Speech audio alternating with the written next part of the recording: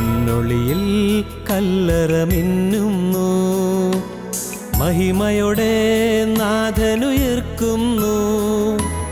മുറിവുകളാൽ മൂടിയ മേനീതാ, നിറവോലും പ്രഭയിൽ മുഴുകുന്നു. പൊന്നൊളിയിൽ കല്ലറ മിന്നുന്നു, മഹിമയോടെ നാഥനുയർക്കുന്നു. മുറിവുകളാൽ മൂടിയ മേനീതാ, നിറവോലും പ്രഭയിൽ മുഴുകുന്നു.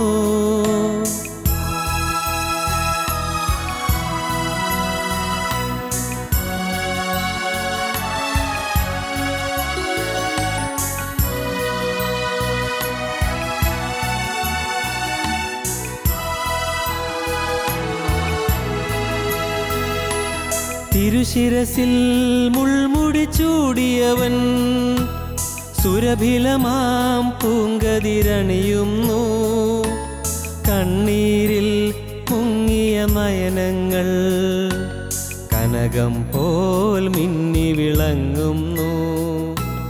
തിരുശിരസിൽ മുൾമുടി ചൂടിയവൻ, സുരഭിലമാം പൂങ്കതിരണിയുന്നു.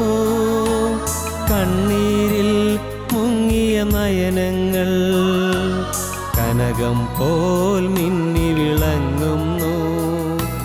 പൊന്നൊളിയിൽ കല്ലറ മിന്നുന്നു, മഹിമയോടെ നാഥനുയർക്കുന്നു. മുറിവുകളാൽ മൂടിയ മേനീതാ, നിറവോലും പ്രഭയിൽ മുഴുകുന്നു. പൊന്നൊളിയിൽ കല്ലറ മിന്നുന്നു, മഹിമയോടെ നാഥനുയർക്കുന്നു.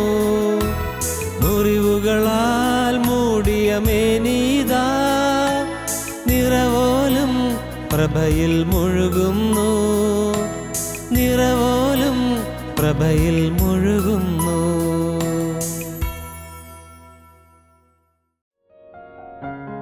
ഞങ്ങളും ക്രൂശിക്കപ്പെട്ട ക്രിസ്തുവിനെ പ്രസംഗിക്കുന്നു. ദൈവ തിരുനാമത്തിന് മഹത്വം ഉണ്ടാകട്ടെ. മത്തായിയുടെ സുവിശേഷം 16-ാം അധ്യായം 22-ാം വാക്യം മുതൽ പത്രോസ് അവനെ വേറിട്ട് കൊണ്ടുപോയി, കർത്താവേ, അതരുതേ, നിനക്കങ്ങനെ ഭവിക്കരുതേ എന്ന് ശാസിച്ചു തുടങ്ങി. അവനോ തിരിഞ്ഞ് പത്രോസിനോട്, സാത്താനെ, എന്നെ വിട്ടുപോ, നീ എനിക്ക് ഇടർച്ചയാകുന്നു. നീ ദൈവത്തിൻ്റേതല്ല, മനുഷ്യരുടേതത്രേ കരുതുന്നത് എന്ന് പറഞ്ഞു. യേശുക്രിസ്തു പത്രോസിനെ ശാസിക്കുകയാണ്. കൂടെ എപ്പോഴും നിർത്തുന്ന ശീമോൻ പത്രോസിനെ യേശു ഇപ്പോൾ വിളിച്ചത് സാത്താനെ എന്നാണ്. സാത്താനെ, എന്നെ വിട്ടുപോയെന്നാണ് പറയുന്നത്. പ്രിയപ്പെട്ടവരെ, ഒരല്പം മുൻപ് യേശു ശീമോൻ പത്രോസിനെ വിളിച്ചത്, ബേർ യോന ശീമോനെ, നീ ഭാഗ്യവാൻ, ജഡരക്തങ്ങളല്ല, സ്വർഗസ്ഥനായ എൻ്റെ പിതാവത്രേ നിനക്കിത് വെളിപ്പെടുത്തിയത്. നീ പത്രോസാകുന്നു, ഈ പാറമേൽ ഞാൻ എൻ്റെ സഭയെ പണിയും. നീ ഭാഗ്യവാനാകുന്നു എന്ന് പറഞ്ഞു കഴിഞ്ഞ് അധികം നേരം കഴിയുന്നതിന് മുൻപ് ഏതാനും മിനിറ്റുകൾക്കുള്ളിൽ കർത്താവ് പത്രോസിനോട് പറയുന്നു, സാത്താനെ, എന്നെ വിട്ടുപോയെന്ന്. നീ ജീവനുള്ള ദൈവത്തിൻ്റെ പുത്രനായ ക്രിസ്തു ആകുന്നുവെന്ന് ശീമോൻ പത്രോസ് യേശുക്രിസ്തുവിൻ്റെ മേലുള്ള വിശ്വാസം ദൃഢമായി പ്രസ്താവിച്ചപ്പോൾ, നീ ഭാഗ്യവാൻ, നിനക്ക് സ്വന്തമായി കിട്ടിയ വെളിപ്പാടല്ല, സ്വർഗസ്ഥനായ പിതാവ് നിനക്ക് വെളിപ്പെടുത്തി തന്നതാണ്, സത്യമാണെന്ന് നീ പറഞ്ഞത്. നീ ഭാഗ്യവാൻ, നിന്നിൽ ഞാൻ പ്രസാദിച്ചിരിക്കുന്നു, ഈ പാറമേൽ ഞാൻ സഭയെ പണിയും. നീ ഏറ്റുപറഞ്ഞ വിശ്വാസത്തിൻ്റെ ദാർഢ്യത്തിൽ ഞാൻ സഭയെ പണിയും എന്ന് കർത്താവ് പറയുകയുണ്ടായി. എന്നാൽ യേശുക്രിസ്തുവിന് വരുന്നതായ പീഡയെക്കുറിച്ചും യേശുക്രിസ്തു നേരിടേണ്ടിയിരിക്കുന്നതായ ക്രൂശിനെക്കുറിച്ചും തുടർന്ന് കർത്താവ് സംസാരിച്ചപ്പോൾ പത്രോസിലെ ജഡസ്നേഹം പൊന്തി, ജഡസ്നേഹം ഉയർന്നു. പത്രോസ് കർത്താവിനെ കൂട്ടിക്കൊണ്ട് ഒത്തിരി മാറി നിന്നിട്ട് പറഞ്ഞു, കർത്താവേ, കാര്യം നീ പറഞ്ഞത് മറ്റതെല്ലാം നല്ല കാര്യങ്ങളാണ്, പക്ഷേ ഈ പറഞ്ഞത് അതെനിക്ക് അങ്ങോട്ട് പൂർണ്ണമായിട്ട് യോജിക്കാൻ പറ്റുന്നില്ല. നിന്നെ ക്രൂശിക്കുകയോ നിന്നെ ബന്ധിക്കുകയോ നിന്നെ വിസ്തരിക്കുകയോ അയ്യോ അത് വയ്യ കർത്താവേ, പാടില്ല, നിനക്കങ്ങനെ വരാൻ പാടില്ല, ഞങ്ങൾ സമ്മതിക്കില്ല. നിന്നെ ആരും തൊടാൻ ഞങ്ങൾ സമ്മതിക്കില്ല. നിന്നെ ആരെങ്കിലും ഉപദ്രവിക്കാൻ ഞങ്ങൾ സമ്മതിക്കില്ല. ഞങ്ങൾ ഒട്ടപ്പാവങ്ങളാണ്, ഞങ്ങൾ വെറും മുക്കുവ തൊഴിലാളികളാണ്. പക്ഷേ നിന്നെ ആരെങ്കിലും തൊടാൻ ഞങ്ങൾ സമ്മതിക്കില്ല. അതുകൊണ്ട് കർത്താവേ നിനക്കങ്ങനെ ഭവിക്കരുതേ. പത്രോസ് പറഞ്ഞു, കർത്താവേ അതരുതേ, നിനക്കങ്ങനെ ഭവിക്കരുതേ എന്ന് പറഞ്ഞു. എപ്പോൾ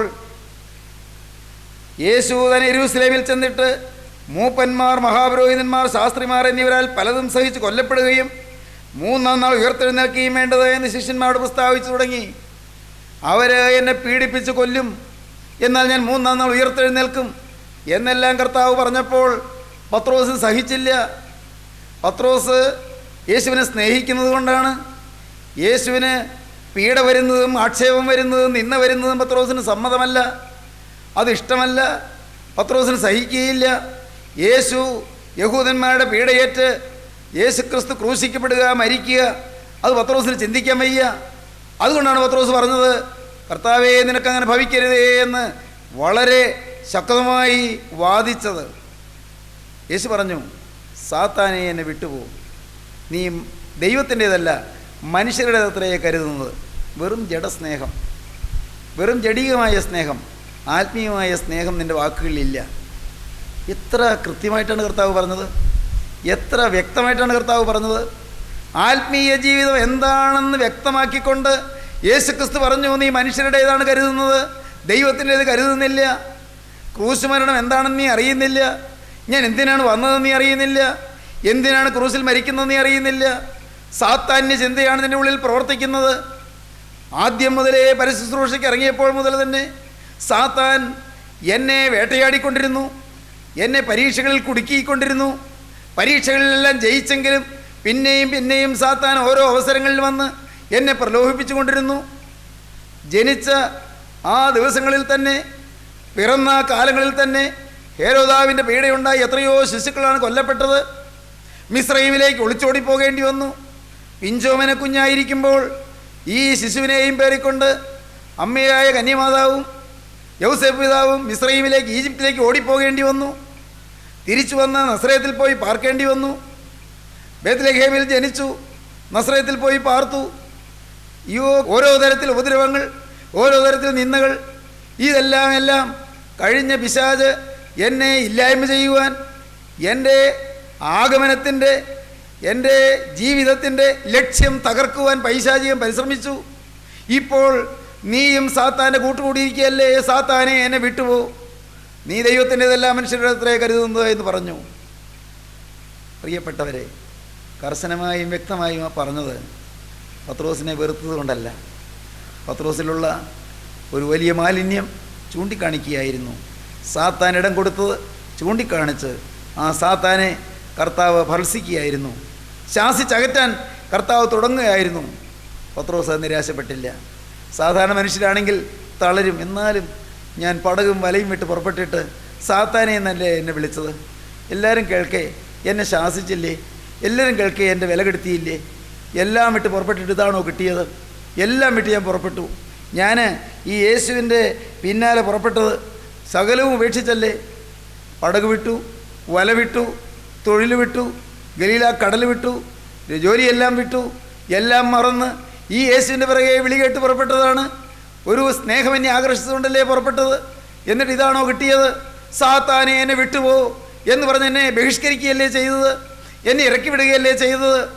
തോന്നാം, നിരാശ വരാം, തളർച്ച വരാം. പക്ഷേ ശീമോന് തളർച്ച വന്നില്ല. കേൾക്കൂ സഹോദരങ്ങളെ, നാം വായിക്കുന്നത് മത്തായിയുടെ സുവിശേഷം 16-ാം അധ്യായത്തിൻ്റെ അവസാന ഖണ്ഡികയിൽ സാത്താനെ വിട്ടുപോ, നീ ദൈവത്തിൻ്റെതെല്ലാം മനുഷ്യരുടെ അടുത്തേ കരുതുന്നത്, നീ എനിക്ക് ഇടർച്ചയാകുന്നു എന്ന് പറഞ്ഞ് ഏതാനും വാക്യങ്ങൾ കഴിഞ്ഞ് നാം 17-ാം അധ്യായം 1-ാം വാക്യം വായിക്കുമ്പോൾ കാണുന്നു, 6 ദിവസം കഴിഞ്ഞ ശേഷം യേശു പത്രോസിനെയും യാക്കോബിനെയും അവൻ്റെ സഹോദരനായ യോഹന്നാനെയും കൂട്ടിക്കൊണ്ട് തനിച്ച് ഒരു ഉയർന്ന മലയിലേക്ക് കൊണ്ടുപോയി അവരുടെ മുമ്പാകെ രൂപാന്തരപ്പെട്ടു. തേജസ് വേണമെങ്കിൽ ശുദ്ധീകരണം വേണം, സംശയിക്കേണ്ട. അതിന് നിങ്ങൾ ശാസന കേൾക്കുമ്പോൾ മടുപ്പ് വരരുത്, തർജ്ജനം കിട്ടുമ്പോൾ നിങ്ങൾക്ക് എതിർപ്പ് വരരുത്, നിങ്ങളുടെ തെറ്റുകൾ ചൂണ്ടിക്കാണിക്കുമ്പോൾ നിങ്ങൾക്ക് മത്സരം വരരുത്. നിങ്ങളുടെ തെറ്റുകൾ നിശ്ചിതമായി പറയുമ്പോൾ നിങ്ങളുടെ മനസ്സ് പതറരുത്, നിങ്ങളുടെ ഉള്ളം തളരരുത്. പ്രിയപ്പെട്ടവരെ, ദൈവത്തിൻ്റെ പരിശുദ്ധാത്മാവ് ചൂണ്ടിക്കാണിച്ചു തരുമ്പോൾ വിനയപ്പെട്ടുകൊള്ളുക. കർത്താവേ, സത്യം, എന്നിലുള്ള പിശാചിൻ്റെ സ്വാധീനം മാറ്റുവാൻ നീ ശക്തനാണല്ലോ. സാത്താന് ഇടം കൊടുത്തു എന്ന് ഞാൻ അറിഞ്ഞില്ല. എൻ്റെ ദൈവമേ, ഞാൻ സാത്താനോടുകൂടി ആയിപ്പോയി എന്ന് ഞാൻ ഗ്രഹിച്ചില്ല. നീ എനിക്ക് ചൂണ്ടിക്കാണിച്ച് തന്നല്ലോ. എൻ്റെ മനോഭാവത്തിൽ ദൈവത്തിൻ്റേതല്ല മനുഷ്യരുടേതത്രേ ഞാൻ കരുതുന്നത് എന്ന് എനിക്ക് കാണിച്ചു തന്നല്ലോ. കർത്താവേ, എനിക്ക് മറഞ്ഞിരുന്ന പാപം നീ വെളിപ്പെടുത്തി തന്നല്ലോ. നാഥാ, നന്ദി, നിനക്ക് സ്തുതി, നിനക്ക് സ്തോത്രം. അങ്ങനെയുള്ള വിനയം വന്നാൽ താബോറിലേക്ക് കയറിപ്പോകാം. 6 ദിവസം കഴിഞ്ഞിട്ട് കർത്താവ് പത്രോസിനെയും യോഹന്നാനെയും യാക്കോബിനെയും കൂട്ടി താബോറിലേക്ക് കയറിപ്പോയി, മലയിലേക്ക് പോയി. അവിടെ രൂപാന്തരപ്പെട്ടു. ശുദ്ധീകരണം കൂടിയേ കഴിയൂ. ദൈവത്തിന് സ്തോത്രം. അത് മരണത്തോളമുള്ള ഒരു പ്രക്രിയയാണ്. It's a process under the last breath of life. അവസാനം ആയുസ്സിൻ്റെ അവസാന ശ്വാസം വരെ ശുദ്ധീകരണം വേണം. പ്രിയരെ, ആരും തികഞ്ഞവരായില്ല, ആരും പൂർണ്ണരായില്ല. നിങ്ങൾ മനസ്സിലാക്കൂ, പ്രകടമായ പാവപ്രവൃത്തി വരുന്നില്ല. ശരി, മോനെ, നീ അരുതാത്ത വഴിക്ക് പോകുന്നില്ല. മോളെ, നീ അരുതാത്ത പാപങ്ങൾ കുടുങ്ങിയിട്ടില്ല. ശരിയാണ്. പക്ഷേ നിൻ്റെ ആളത്വം മാറണ്ടേ, നിൻ്റെ ഹൃദയം ശുദ്ധമാകണ്ടേ, യേശുവിൻ്റെ സ്വഭാവം വരണ്ടേ, തേജസ്സിലേക്ക് നീ എത്തണ്ടേ, തേജസ് നീ പ്രാപിക്കണ്ടേ, തേജസ്കരണം കിട്ടണ്ടേ, തേജസ്സിൻ്റെ രാജ്യത്തിലെത്തണ്ടേ, തേജോമയന്മാരായ ആ സ്വർഗീയ ഗണങ്ങളുടെ കൂടെ നിന്ന് തേജസ്സോടെ ദൈവത്തെ സ്തുതിക്കണ്ടേ, തേജസ്സിൽ യേശുവിൻ പൊന്മുഖം കാണണ്ടേ. ദൈവത്തിന് സ്തോത്രം. ദൈവത്തിൻ്റെ വലിയ നാമം മഹത്വപ്പെടട്ടെ. എൻ്റെ ബഹുമാന്യ സഹോദരങ്ങളെ, ഞാൻ നിങ്ങളൊരാളെ പോലെ നിങ്ങളുടെ കൂടെ ചേർന്നിരുന്നു കൊണ്ട് ഞാൻ വിനയപൂർവ്വം ദൈവത്തോട് പറയട്ടെ, കർത്താവേ, എന്നെ നീ ശുദ്ധീകരിക്കണമേ, എന്നെ നീ രൂപാന്തരപ്പെടുത്തണമേ, എൻ്റെ ആളത്ത് നീ മാറ്റിമറിക്കണമേ. എന്നിലുള്ളതായ സ്വയം ഇനിയും കത്തിപ്പോകാനുണ്ട്. എന്നിലുള്ളതായ ആ സ്വയം ഇഗോ ഇനിയും മാറാനുണ്ട്. കർത്താവേ, എൻ്റെ ദൈവമേ, എൻ്റെ ഉള്ളത്തിൽ ഞാൻ അറിയാതെ മറഞ്ഞു കിടക്കുന്ന പാവങ്ങൾ, അത് ഇന്ന പാപമെന്ന് എനിക്ക് തിരിച്ചറിയാതെ അന്ധകാര ശക്തിക്ക് എന്നിൽ ഇടമുള്ളതായ പാവങ്ങൾ എന്നിൽ നിന്ന് മാറ്റിത്തരണമേ. എൻ്റെ ഉള്ളം കഴുകിത്തരണമേ. എൻ്റെ ഹൃദയത്തെ നീ നിർമ്മലീകരിക്കണമേ. നിർമ്മല ജലം എൻ്റെ മേൽ കളിക്കണമേ. വിശുദ്ധിയുടെ ആത്മാവിൻ്റെ കുടിയിരിപ്പ് ഭവനമാക്കി എന്നെ മാറ്റണമേ. എൻ്റെ ഹൃദയത്തിൽ പരിശുദ്ധാത്മാവ് വസിക്കണമേ. എന്നെ നിരന്തരം രൂപാന്തരപ്പെടുത്തണമേ. ദൈവമക്കളെ, ഈ സമയത്ത് ഞാൻ വിനയപൂർവ്വം നിങ്ങളോട് അപേക്ഷിക്കട്ടെ, നിങ്ങൾ ഓരോരുത്തരും ആഗ്രഹിപ്പീൻ, തർജ്ജനങ്ങൾ നിങ്ങൾ സ്വാഗതം ചെയ്യുവീൻ, ശാസനയെ നിങ്ങൾ സ്വീകരിപ്പീൻ, സന്തോഷത്തോടെ എതിരേൽക്കുവീൻ, പരിശുദ്ധാത്മാവിൻ്റെ ശാസനയ്ക്ക് നിങ്ങൾ എളിമപ്പെടുവീൻ. കർത്താവേ, എന്നെ കഴിയതും പോരാ എന്ന് നിങ്ങളുടെ ഹൃദയം വാഞ്ചിക്കട്ടെ. തേജസ്സിലേക്ക് വളരാൻ മകനെ, തേജസ്സിലേക്ക് ഉയരാൻ മകളെ, തേജസ്സിൻ്റെ മഹോന്നതമായ അനുഭൂതി വിശേഷങ്ങൾ നിനക്ക് പ്രാപിക്കാം. ദൈവവൈതലേ, താബോറിലേക്ക് വളരാൻ ശുദ്ധീകരണം ഇനിയും വേണമെന്ന് നീ ഗ്രഹിച്ചുകൊള്ളൂ. ഇന്നും ലോകമയത്വമുണ്ട്. വേൾഡ്ലിനെസ് എന്ന് പറയുന്ന ലോകമയത്വം, WORLDLINESS, വേൾഡ്ലിനെസ്, ലോകമയത്വം, ലോകത്തിൻ്റെ ആ ബന്ധം ഇന്നും ലോകം മനുഷ്യജീവിതത്തിൽ ഇഴുകിച്ചേർന്നിരിക്കുകയാണ്. എല്ലാം ഉണ്ട്. ഭക്തിയുണ്ട്, മാനസാന്തരമുണ്ട്, പാവം വേണ്ടായും തീരുമാനമുണ്ട്, ദൈവസന്നിധിയിൽ ജാഗരണമുണ്ട്. പക്ഷേ ലോകമയത്വം മാറിയിട്ടില്ല, ലോകത്തിന് മരിച്ചവനായിട്ടില്ല. പ്രിയപ്പെട്ടവരെ, യേശുക്രിസ്തു ഒടുവിലായി ചെയ്ത പ്രസംഗം യോഹന്നാന്റെ സുവിശേഷം 14, 15, 16 അധ്യായങ്ങളിലാണ്. 17-ാം അധ്യായം യേശുക്രിസ്തുവിൻ്റെ മഹാപുരോഹിത പ്രാർത്ഥനയാണ്. യോഹന്നാന്റെ സുവിശേഷം 14, 15, 16 അധ്യായങ്ങളിൽ നാം വായിക്കും, നിങ്ങൾ ലോകക്കാരായിരുന്നുവെങ്കിൽ ലോകം തനിക്ക് സ്വന്തമായതിനെ സ്നേഹിക്കുമായിരുന്നു. എന്നാൽ നിങ്ങൾ ലോകക്കാരായിരിക്കാതെ ഞാൻ നിങ്ങളെ ലോകത്തിൽ തിരഞ്ഞെടുത്തതുകൊണ്ട് ലോകം നിങ്ങളെ പകയ്ക്കുന്നു. ലോകക്കാരല്ല, നിങ്ങൾ ലോകക്കാരല്ല. ലോക മനുഷ്യരെ പോലെ പെരുമാറാൻ പാടില്ല, ലോക നീതിക്കൊത്തവണ്ണം നീങ്ങാൻ പാടില്ല, ലോക മനുഷ്യരെ പോലെ സംസാരിക്കാൻ പാടില്ല, ലോക മനുഷ്യരെ പോലെ പ്രവർത്തിക്കാൻ പാടില്ല, ലോക മനുഷ്യരുടെ ഗതിയിലൂടെ നടക്കാൻ പാടില്ല. സഹോദരങ്ങളെ, നിങ്ങൾ ആത്മീയരായി നിൽക്കണം, നിങ്ങൾ ആത്മമയരായി നിൽക്കണം, നിങ്ങൾ ലോകത്തിൽ മരിച്ചവരായി നിൽക്കണം. ലോകത്തിൻ്റെ ബഹുമതികൾ വേണ്ട, ലോകത്തിൻ്റെ അംഗീകരണം വേണ്ട, ലോകത്തിൻ്റെ സ്ഥാനമാനങ്ങൾ വേണ്ട, ലോകത്തിൻ്റെ പദവികൾ വേണ്ട, ലോകത്തിൻ്റെ മാനവും സ്ഥാനവും വേണ്ട. എനിക്കൊന്നു മതി, ലോകത്തിന് മരിച്ചവനായി ക്രൂശിക്കപ്പെട്ടവനായ ക്രിസ്തു എൻ്റെ ഹൃദയത്തിൽ വാഴുന്ന തേജസ്സിൻ്റെ മഹോന്നതമായ അനുഭവം എനിക്ക് ലഭിച്ചാൽ മതി. ഇത് നിങ്ങളുടെ ലാക്കാകുമ്പോൾ പ്രിയപ്പെട്ടവരെ, നിങ്ങളുടെ ആത്മീയ ജീവിതം വളരാൻ തുടങ്ങും. നിങ്ങൾ ദൈവത്തിന് ചില കാര്യങ്ങളിൽ പ്രയോജനപ്പെടാൻ തുടങ്ങും.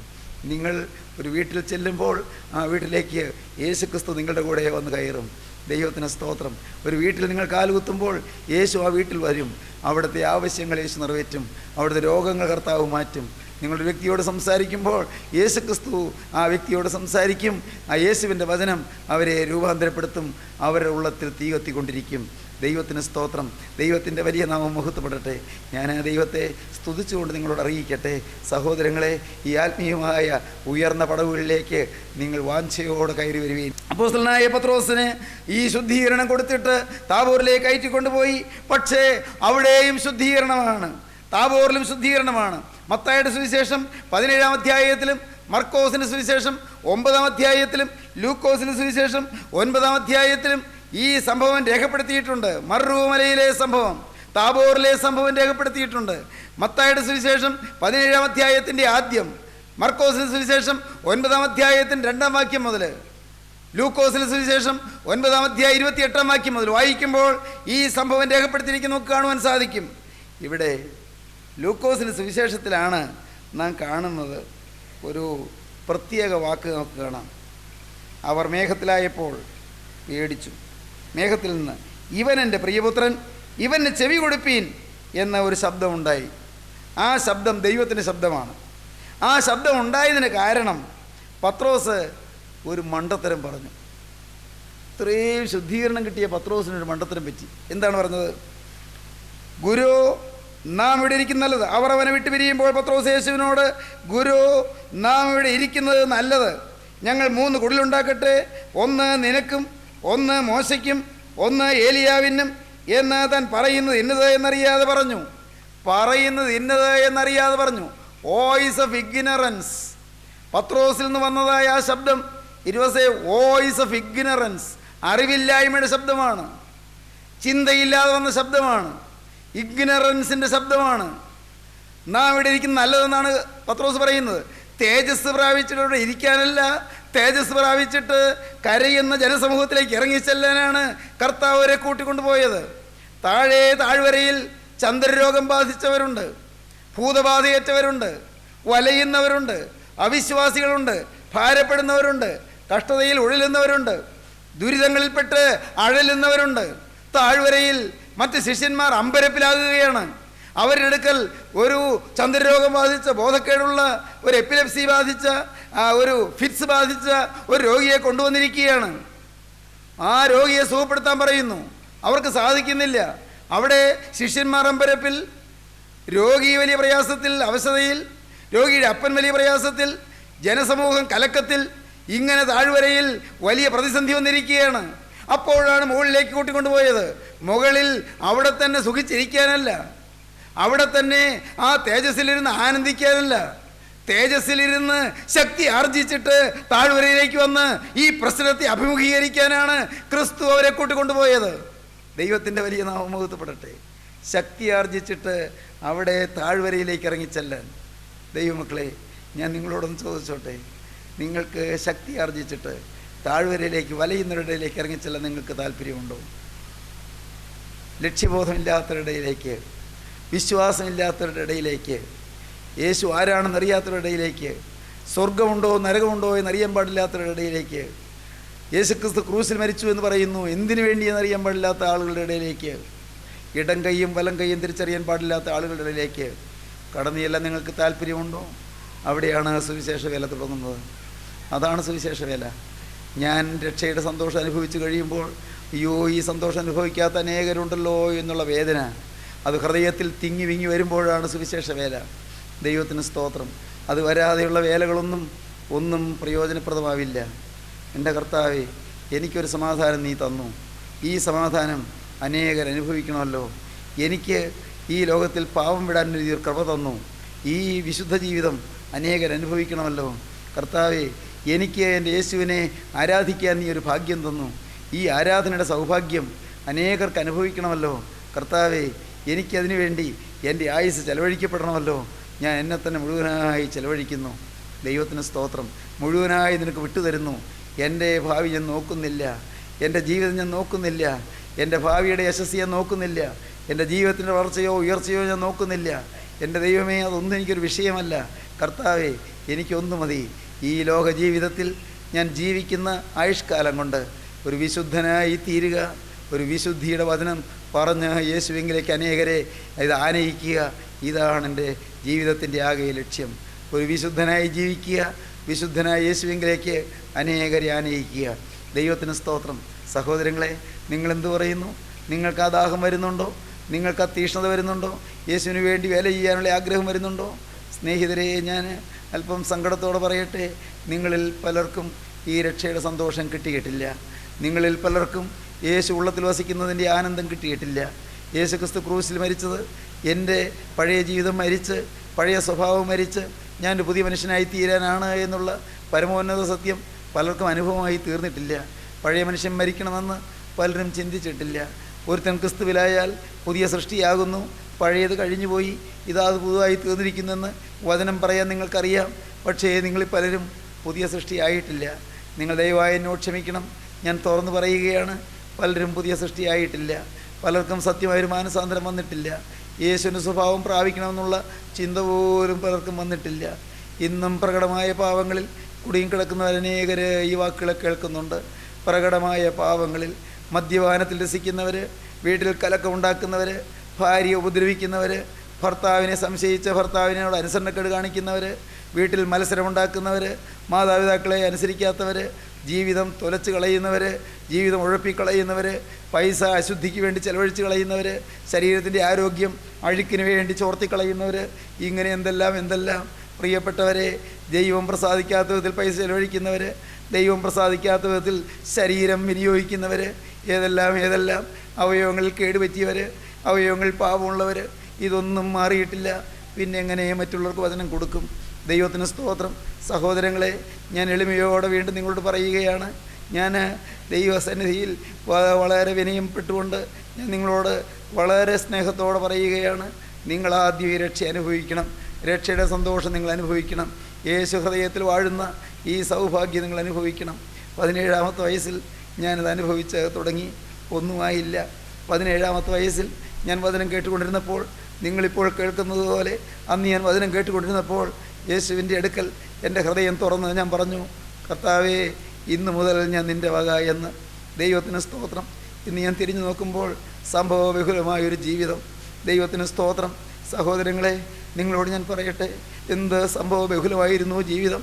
ഏതെല്ലാം രംഗങ്ങളിലൂടെ കടന്നുപോയി, ഏതെല്ലാം കടമ്പകൾ കടന്നു. ദൈവത്തിന് സ്തോത്രം. ഏതെല്ലാം വൈതരണികളിലൂടെ കടന്നുപോയി, ഏതെല്ലാം പ്രതിസന്ധികൾ അതിജീവിച്ചു. ദൈവത്തിന് സ്തോത്രം. ദൈവത്തിൻ്റെ വലിയ നാമം മഹത്വപ്പെട്ട് ശാരീരികമായും ഭൗതികമായും ചില അപകടങ്ങളുണ്ടായി, പ്രയാസങ്ങളുണ്ടായി, മാനസികമായി ചില പ്രശ്നങ്ങളുണ്ടായി, ആത്മീയമായ ചില വാട്ടങ്ങൾ വന്നു. ദൈവത്തിന് സ്തോത്രം. സഹോദരങ്ങളെ, എന്നാൽ ഇന്നയോളം സ്വർഗത്തിലെ ദൈവം നിർത്തി. ഞാൻ നിങ്ങളോട് പറയട്ടെ, എന്നെ നിർത്തിയ നല്ലവനായ യേശു നിങ്ങളെയും നിർത്താൻ മതിയായവനാണ്. എൻ്റെ കർത്താവേ, എൻ്റെ ആയുസ് നിൻ്റെ വേല തികച്ച് തീർക്കണം. എൻ്റെ ആയുസ് നിൻ്റെ വേലക്കാരനായി നിന്നെ പ്രസാദിപ്പിച്ച് ഒരു വിശുദ്ധനായി ജീവിച്ച് തീർക്കണം. ഇതാണ് എൻ്റെ ആശ. ഞാനിത് പരസ്യമായി പറഞ്ഞത് നിങ്ങളെനിക്ക് വേണ്ടി പ്രാർത്ഥിക്കണം. എനിക്കൊരു ലക്ഷ്യമേ ഉള്ളൂ. നിങ്ങളെനിക്ക് വേണ്ടി പ്രാർത്ഥിക്കുന്നത് ആ ഒരു കാര്യത്തിനാണ്. കർത്താവേ, ഒരു കറയും തീണ്ടാതെ, ഒരു ചെളിയും വേശാതെ, മല്ലന്മാർ പട്ടുപോയ പാതയിൽ, വീരന്മാർ വീണുപോയ പാതയിൽ, കർത്താവെ, ബലശാലികൾ തകർന്നുപോയ പാതയിൽ, കർത്താവെ, തകരാതെ വീഴാതെ തളരാതെ ഈ പാവം മനുഷ്യനെ നിർത്തിക്കൊള്ളണമേ. നിങ്ങൾക്ക് പ്രാർത്ഥിക്കാം, നിങ്ങൾക്ക് സ്നേഹത്തോടെ പ്രാർത്ഥിക്കാം, നിങ്ങൾക്ക് ദൈവത്തോട് അപേക്ഷിക്കാം. കർത്താവെ, ലോകം തെറ്റിദ്ധരിച്ചാലും പലരും തെറ്റിദ്ധരിച്ചാലും എൻ്റെ നാഥ, നീ സകലവും ശരിയായി ധരിക്കുന്നുണ്ടല്ലോ. ഈ പാവപ്പെട്ട മനുഷ്യനെ നിർത്തിക്കൊള്ളണമേ കർത്താവേ. മരണത്തോളം ഒരു വിശുദ്ധനാക്കി നിർത്തണമേ. വിശുദ്ധന്മാരെ സ്വീകരിപ്പാൻ അവിടുന്ന് എഴുന്നള്ളി വരുമ്പോൾ ഈ പാവപ്പെട്ട മനുഷ്യനെയും ഒരു വിശുദ്ധനാക്കി നിൻ്റെ സന്നിധിയിലേക്ക് സ്വീകരിക്കണമേ. നിങ്ങൾ ആ കൂടി ഒരു വാക്കുകൂടി പറയണം. കർത്താവേ, ഈ വചനം കേൾക്കുന്ന എനിക്കും വിശുദ്ധന്മാരുടെ നിരയിൽ നിൽക്കാൻ എനിക്കൊരു ഭാഗ്യം തരണം. എൻ്റെ പ്രിയപ്പെട്ടവരെ, നിങ്ങളും പ്രാർത്ഥിക്കണം. നിങ്ങളുടെ ജീവിതം ഇന്ന് യേശുവിന് കൊടുക്കണം. ഇന്ന് യേശുവിന് ജീവിതം കൊടുക്കാതെ ആരും ഇപ്പോൾ എഴുന്നേൽക്കരുത്. ദൈവത്തിന് സ്തോത്രം. യേശു കരം നീട്ടി നിൽക്കുന്നുണ്ട്. അവൻ്റെ പൊന്നുകരം നിങ്ങളുടെ നേരെ നീട്ടിയിട്ടുണ്ട്. ആണിപ്പാടുള്ള കരം, വേദനയേറ്റ കരം, നൊന്തു മുറിഞ്ഞ കരം, ഹല്ലേലൂയ, ഹല്ലേലൂയ. ആ കരം നിങ്ങളുടെ നേരെ നീട്ടിയിട്ടുണ്ട് പ്രിയരെ. ആണിപ്പാടുള്ള കരം നിങ്ങളുടെ നേരെ നീട്ടിയിട്ടുണ്ട്. മകനെ, നിന്റെ ഹൃദയം എനിക്ക് തരിക, എൻ്റെ മകളെ നിന്റെ ഹൃദയം എനിക്ക് തരിക എന്ന് യാചിച്ചുകൊണ്ട് ആണിപ്പാടുള്ള കരം നീട്ടിക്കൊണ്ട് രക്ഷകനിതാ നിങ്ങളുടെ അരികത്ത് വന്ന് നിൽക്കുന്നു. ക്രൂസിൽ തലചായ്ച്ചവനിതാ നിങ്ങളുടെ അരികത്ത് വന്ന് വിനീതനായി നിൽക്കുന്നു. മകനെ, നിന്റെ ഹൃദയം എനിക്ക് തരിക, മകളെ നിന്റെ ഹൃദയം എനിക്ക് തരിക എന്നവൻ പറഞ്ഞുകൊണ്ട് നിങ്ങളുടെ ഹൃദയവാതിക്കൽ മുട്ടിക്കൊണ്ട് നിൽക്കുന്നു. അവൻ്റെ കരങ്ങളിലേക്ക് ജീവിതം കൊടുക്കുവീൻ. അവൻ നിങ്ങളെ ഒന്ന് മാറ്റി മറിക്കട്ടെ. അവൻ നിങ്ങളെ പുതുക്കി മെനയട്ടെ. അവൻ നിങ്ങളെ പുതിയ സൃഷ്ടിയാക്കട്ടെ. അവൻ നിങ്ങളുടെ പാപങ്ങൾ ക്ഷമിക്കട്ടെ. നിങ്ങളുടെ ബന്ധനങ്ങൾ അഴിക്കട്ടെ. പൈശാചിക ശാപങ്ങൾ നിങ്ങളിൽ നിന്ന് മാറ്റട്ടെ. ഹല്ലേലൂയ. നിങ്ങളുടെ ജീവിതത്തിൽ പുതിയ വസന്തം വിരിയിക്കട്ടെ. സമാധാനം തുടങ്ങട്ടെ. ആശ്വാസം നിറയട്ടെ. സന്തോഷം തികയട്ടെ. നിങ്ങളുടെ ജീവിതം കർത്താവായ യേശുവിനെ എതിരേൽപ്പാൻ ഒരുങ്ങട്ടെ. വിശുദ്ധന്മാരുടെ നിരയേൽപ്പാൻ ഒരുങ്ങട്ടെ. ദൈവനാമം മഹത്വപ്പെടട്ടെ. നമുക്ക് പ്രാർത്ഥിക്കാം. കാരുണ്യവാനെ, മഹാസ്നേഹവാനായ പൊന്നേശുവേ, ഈ നല്ല സമയത്തിനായി ഞങ്ങൾ നിന്നെ സ്തുതിക്കുന്നു. അവിടുത്തെ കൃപയ്ക്കും കരുണയ്ക്കുമായി ഞങ്ങൾ നിന്നെ സ്തോത്രം ചെയ്യുന്നു. എല്ലാവരെയും അനുഗ്രഹിക്കണമേ. വചനം കേട്ട എല്ലാവരുടെ മേലും എൻ്റെ നാഥൻ്റെ പൊന്നുകരം വെക്കണമേ. കർത്താവേ, ആ തിരുരക്തം പുരണ്ട കരം ഓരോരുത്തരുടെ ശിരസിലും വെച്ച് അനുഗ്രഹിക്കണമേ, ആശീർവദിക്കണമേ, വാഴ്ത്തണമേ, വിശുദ്ധീകരിക്കണമേ. ഈ ജ്വാല ആളി പടർന്നിറങ്ങി ഓരോരുത്തരെയും വിശുദ്ധീകരിക്കണമേ, കത്തുപിടിപ്പിക്കണമേ. തീപ്പൊരി വാരിയെറിഞ്ഞെല്ലാവരെയും തൊടണമേ, കത്തിക്കണമേ. ഹല്ലേലൂയ. എല്ലാവരെയും അനുഗ്രഹിക്കണമേ.